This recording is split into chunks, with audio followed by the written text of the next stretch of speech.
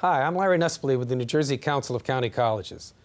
At New Jersey's community colleges, we believe that our students, as well as all citizens, need to be informed about the important issues facing higher education. That's why we're proud to support programming produced by the Caucus Educational Corporation and their partners in public television. Funding for this edition of One-on-One with Steve Adubato has been provided by New Jersey Council of County Colleges. NJ Best, New Jersey's 529 College Savings Plan. Turn a dream into a degree. Partners for Health Foundation, partnering to make our communities healthier, better places to live. Investors Bank, Holy Name Medical Center in Teaneck, New Jersey. Healing begins here. Create. And by Century 21 Construction. Promotional support provided by Jaffe Communications, where business, media, and government converge in New Jersey. And by hipnewjersey.com. Live hard, work hard, play hard. You're from New Jersey, and so are we. This is One-on-One. I'm an equal American just like you are. The jobs of tomorrow are not the jobs of yesterday. Look at this. You got this? Here it is, man. Look at that. Life without dance is boring. When you first heard that they were doing Charlie Rose and Gayle King, didn't you go, what? Do you enjoy talking politics? No. People call me because they feel nobody's paying attention. Our culture, I don't think, has ever been tested the way it's being tested right now. Such a good question. High five.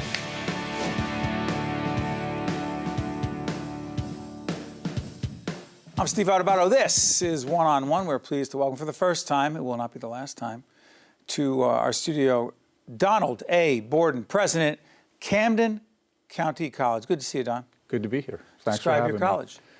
We are 3 campuses in Camden County. Our main campus is on the Blackwood campus, which I think reflects just the kind of investment that community's made in our college. We have a campus in Camden City, and we have a satellite in Cherry Hills. So, you know, pretty much every aspect of our county, from rural, as rural as we get in Camden County, to very urban at Camden City, represented by those campuses, and cross-section of our students, too. You know, we've talked to many of your colleagues who run community colleges across the state.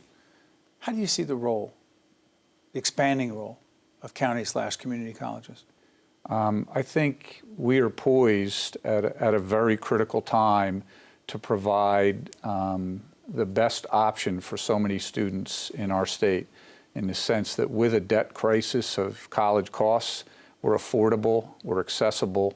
I think another issue is the support that we provide for our students gives them the best option to be successful if they haven't had the kind of background that you would hope to see a student transition with into college. Describe that support. I mean, you're talking about readiness, are you not? We're talking about readiness. And when does that start? Well, the college readiness supports everything we talk about. We're pushing deeper into high school. We would like it to start sooner rather than later. I come from a public ed background, and elementary school teachers talk to middle school teachers and transition those students, and the same thing happens from middle school to high school. In our mind, that conversation has to be between high school and colleges. We need to provide programming. Students that are not ready to come to college need to be given remediation in high school so that they're not spending money at the college level, adding, again, to that cost issue. Those students that are college ready should be earning credits in their junior and senior years in high school. What are they actually doing for them? Make it clear to folks, Don, what is actually going on to get young people more prepared to succeed in college? If a student can't pass the AccuPlace or a meet standard on an exam that determines college readiness, there are courses being provided at the high school level that remediate those students primarily in the areas of math and language arts, so that they can then be determined college ready, transition to any college really, but in our case, hopefully, you know, Camden County College, where they will then be taking college credit bearing courses. So they're not spending money in remediation programs trying to get ready as they transition to college. You look at research, the things that frustrate students lead them to leave college. are often, right, related to not earning credits, spending money that's not bringing them closer to graduation.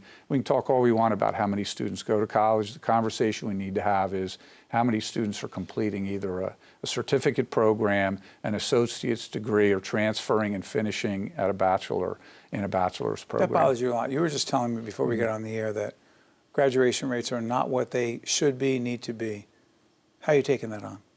From our perspective, first of all, trying to, again, impact students at a younger age and really have articulation agreements with those public schools that we serve and the schools in our area to help prepare those students to be ready to take college-bearing courses. On our campuses, we're providing more intrusive advisement. We're providing tutorial services. We have mentoring programs to really try to envelop our students with a support structure that helps them not just be there, but complete there and meet the goal that they started hoping to achieve when they first entered our campus. Now, is there a so-called typical, we're up at Bergen Community College, and we've also been over at Passaic and Community College, different colleges, and I'm trying to figure out who the typical community college student is, and I can't figure it out. There's so many different, so diverse. Yeah, as you asked me that, my first thought is there is no typical community college student. With New Jersey Star students on our campuses, we Explain have that, New Jersey Star. New Jersey Stars are students who finish in the top percentage of their class, who the state supports. They're talented students. They get to go to college for free with us and represent the best that our state has to offer. We also have students who are first generation, who have socioeconomic issues, didn't come to us as prepared as we would like them to be as they enter our campuses. You know, as a first-generation student, not really with a support system that tells them what to expect or helps them manage times. International students, which is a growing population for us. English language learners, a growing population for us. So there really is no typical student, and our intention is to serve all of those populations. What's it like for a student to be in such an environment? It literally sounds like going to school at the UN. Well, I think it's a great environment in the sense that it reflects more what they're going to see as they transition into their adult lives. And that's what we're trying to reflect, and that's what we're trying to support. And we want our students being around international students because they're going to be working with them. We want our students to be around English language learners because they represent such a huge portion of our population. And we want them to work together because that's what they're going to do in their employment opportunities. Finally, you mentioned employment, good segue for this. Job readiness, workforce readiness. What are you doing? It's a huge part of what we do, and much like we're trying to meet kind of at the beginning with high school age students, at the end we're trying to meet with our local workforce and address their needs. I'll give an example. Holtec is a company that's doing a huge amount of construction in Camden City. They have needs related to the kind of workers that they're going to need to do that in Camden City. We have recently graduated our first class and have a second class of welders that are transitioning into that program. But a lot of people don't understand what a community college does. We have a tremendous program for auto mechanics. When they finish that program, they're going to go out and they're going to earn a living if they meet standard upon graduation from that. You're getting them ready for work. We're getting them ready for work. And I think that's when you talk about the typical student, typical college student is in a degree program. We don't have a typical college student per se in the sense that we do tech education. We have students that graduate with computer technical skills that come out as a sophomore and are ready to make money, and their company is looking to hire them right away. So it really is a situation of us trying to meet the needs of the high school students coming in and the employers, so when we transition our students out, they can find a living wage job.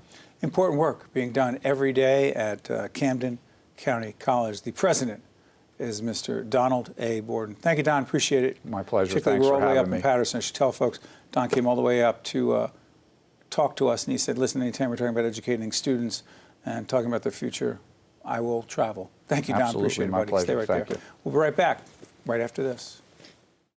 To watch more One-on-One with Steve Adubato, find us online and follow us on social media. We're here at the New Jersey Sharing Network with Elise Glennon, who has a very detailed but important title, Vice President and Chief Administrative Officer, New Jersey Sharing Network, and Executive Director, New Jersey Sharing Network Foundation. Elise, today, right outside the window, we just talked to Joe Roth, your colleague. Talk about this meditation garden and its significance. Oh gosh, our families are so important to us. Our donor families, our recipient families, the families of those patients waiting, they're just so important to us. This garden gives them a place to come and reflect on what's happening in their lives. It allows our staff to take a break from the daily work, the hard work that they're doing, and come and really reflect about why it is that we all work here, why it is that we do the work that we do, and a space to interact with our families in a much more serene space than doing it in an office. At least we've had many conversations, and we've collaborated for several years now in terms of public awareness around organ and tissue donation. But you mentioned something about the staff that has me wanting to follow up. Describe some of that work so people really understand. It's one thing to give the gift of life, which is extraordinary for a family and a family member to say, I want to be an organ and tissue, someone who donates my organs, my tissues. But let's talk about my tissue. Talk about the staff and what they do. We have a very highly trained and effective staff.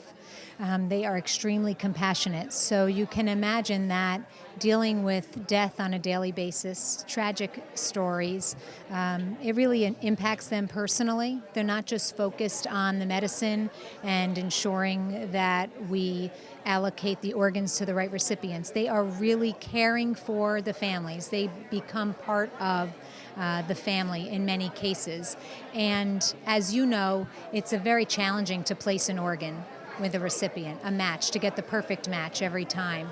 And one of the things that wears on them so much is that to ensure that we could just make it happen for the family. That if a family says yes to donation and they really want to donate their loved one's heart to save someone else, that we can make that happen without any medical hiccups.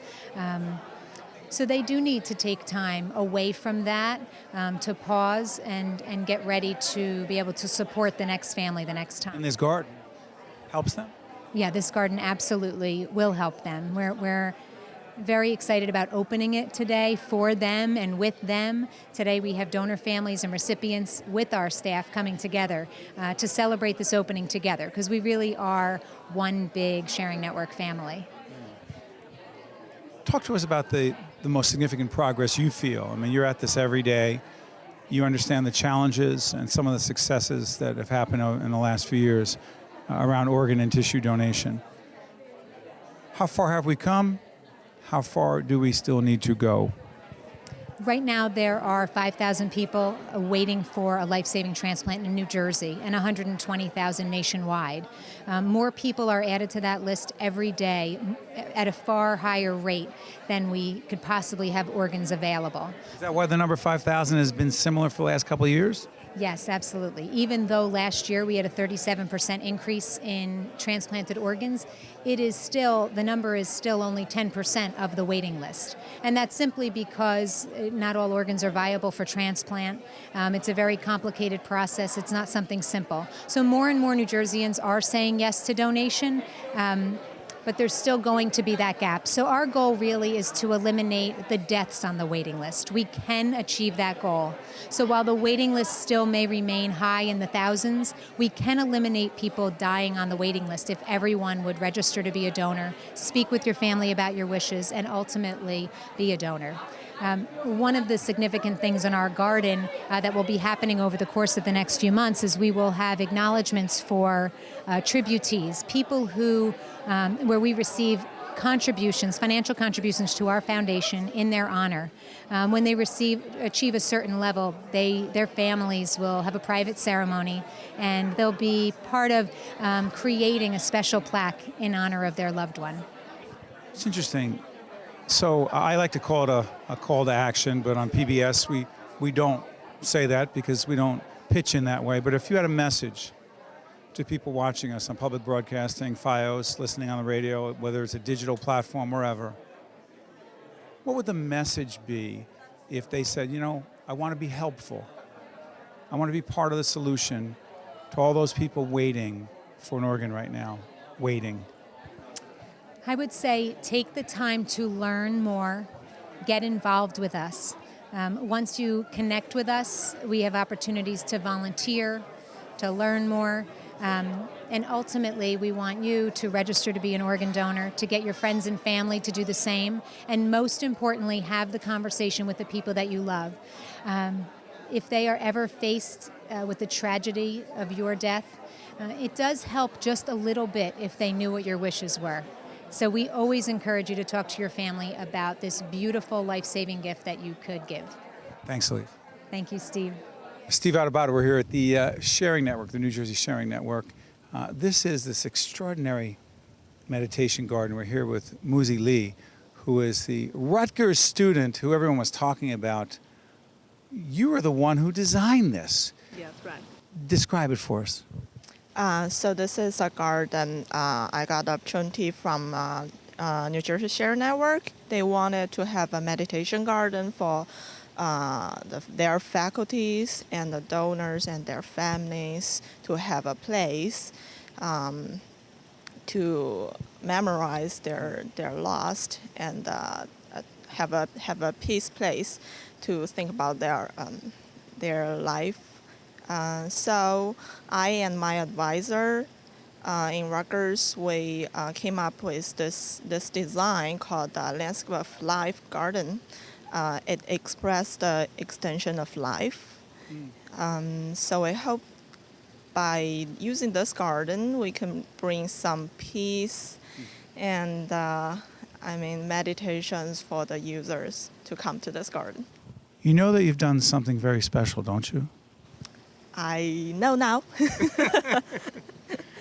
When you see people here meditating, thinking, and having a place to be where there wasn't a place before. I mean, they'd rather not be here, but there is a place now. What does that mean to you, given your life's work professionally? I mean, it's a very nice thing to do when you see people using the space you design. And it's especially very nice to see that people can get some nice feeling from the space you designed and feel peaceful, feel the space is healing them. So. Congratulations. Thank you very much. To see more one-on-one with Steve Adubato programs, visit us online at steveadubato.org. If you would like to express an opinion, email us at info@caucusnj.org. Find us on Facebook at facebook.com/Steve Adubato PhD and follow us on Twitter at Steve Adubato. We're pleased to be joined by Dr. Katie York, who is Director of Senior Services at Lifelong Montclair. How you doing? Good. How are you? I'm doing great. Now, since I live in Montclair, by the way, you don't have to live in Montclair to care about this subject. You just have to want to live a long and healthy life. What is Lifelong Montclair? Since I live there, does that mean later on it's going to be a good place for me to be? I hope so. I hope we're making it a good place now for our current seniors. Lifelong Montclair is an aging in place initiative that started out with funding from the Partners for Health Foundation, and now it's a formal township initiative. So it's part of the Division of Senior Services in the Township of Montclair. Okay, that whole expression, aging in place, you've got to, I'll use an academic term, operationalize that concept, Sure. Would you please? Yeah, so aging in place is, like you said, you allude to a nebulous term. Place can be defined so many ways. It could be within the home you live, the community you live. We are focusing on aging within our community rather than a home that might not be appropriate for you to age in. But it's really about making sure people can remain safe, happy, and healthy in their community. Example. Like example of an activity. An activity would be Improving people's awareness of support systems that exist in the town. So we've put together a directory of senior services. We're launching a website so that it can be online, so people can access it either directly, or the people who give them trusted information can get them the information they need, so that they know what's available, what services are out there to help them be able to meet that goal of aging in place. And aging in place also, Doctor, talks about nutrition and health, correct? Sure, yeah, certainly health is an important part of it. So making sure people know about prevention and the services that are available. We're fortunate in Montclair to have 2 hospitals that serve the region and a variety of other healthcare providers. So making sure people are connected with those services is always important. Let me ask you, there are all kinds of, there are lectures and a whole range of other initiatives. Let's put up the website if we could, so people can get more information throughout this segment. If we could do that, it'd be great. Let me ask you something. Overall, and your doctorate is in the field of? Gerontology. Which is? The study of aging. Therefore, the question needs to be asked, as a society, to what degree do you think we actually proactively, seriously, consistently think about how we age, how others age, and how what the best practices should be around aging, as opposed to, let me not think about that? Yeah. Loaded question, I know. I think we're reactive at best and often avoid the topic. Aging is a dirty word for a lot of people. Yes. And I think that it shouldn't be. I think we should embrace aging. We are all doing it. As you and I sit here, we are currently aging. So I think it's something that we need to meet head on and be far more proactive about it than we as a society have been. So hold on, you're saying that aging does not have to be this thing that freaks us out, and I'll say us, include myself in this, and because you're younger, someone says, well, it's easier for you to say. Right. You say? I think, sure, I am younger, but I've been working in this field for, at this point, nearly half my life, and there are a lot of valuable features to aging. I think we focus a lot on the negatives. Someone says, you know the expression, I'm not going to use it, it's crass, aging's terrible, but it's not what they say. They say aging whatever. Yeah. You don't buy it. No, I don't think so. I mean, I think we have, I just think of our population in Montclair, the seniors in Montclair. Right. These are people who volunteer, commit their time, are knowledgeable in the fields in which they continue to work. They continue to work for pay, they do it for free. And they're really an engaged population that knows what they're talking about. I think we need to work more with using the expertise that we have with our seniors in our communities. And AARP, American Association of Retired Persons, is engaged in this process. Talk about it. Yeah, so Montclair. And the World Health Organizations, right? Right, yeah. Montclair is the second community in New Jersey to receive the age-friendly designation from the World Health Organization and AARP. We followed Princeton, and... What do you mean we followed Princeton? Never mind, I'm not going to go there. I'm a Rutgers guy, always following Princeton. Go ahead. Yeah, we pretty much jumped on it as soon as we heard about it, because it was a lot of the things that we were already doing. And it's a wonderful opportunity for us to formally recognize the value that our seniors bring to the community, that age diversity is a vital part of diversity within Montclair. Right. And it's a chance for us to network with other communities who've maybe tried different things and have lessons learned. So it's a really great honor for us and a really great opportunity for us. So what are some of the benefits? Break that down. Well, one of the major benefits is it provides a guiding framework for us. We use the 8 domains of livability, which is through the World Health Organization. The 8 domains of livability. Livability is the concept of making a community more livable, better for all. And a lot of age-friendly efforts really do impact everybody. So these 8 domains cover the breadth of anything you can think about. Transportation, culture, social activities. Yeah, housing, respect and inclusion, making sure seniors are involved in the things we do. We try to make sure that anything I do, I'm always talking to our community seniors to make sure that it's something that they want. Oftentimes they're ideas that come directly from our seniors. And by the way, Partners for Health, how are they tied into all this? They have been a wonderful funder. They started By the way, they are of Montclair. our initiatives as well, so go ahead, I'm sorry. Yeah, they started Lifelong Montclair and they continue to support it. They support one of our most exciting initiatives, which is the Montclair Institute for Lifelong Learning, We There's actually an institute for lifelong learning? Yeah, it's not a set location. It's throughout town. We want the classes to be accessible for all our seniors and area seniors. They're 6-week-long classes, high level. We have, for instance, a foreign affairs class that's taught by a former UN employee. So we really want a chance for our local seniors to engage in both the content area and with each other over the course of 6 weeks. And it's wonderful because it's a collaboration among our organizations in our community, the library and its adult school, the art museum, the historical society, so MSU. The art museum is involved, the historical society. By the way, when you say area, it's not just Montclair. I want to be clear that I know that Partners for Health covers a broad range of communities surrounding Montclair. Do you love what you do? I do. Because? It's been my life's work. I've been doing it for a while, as I said, and it's exciting.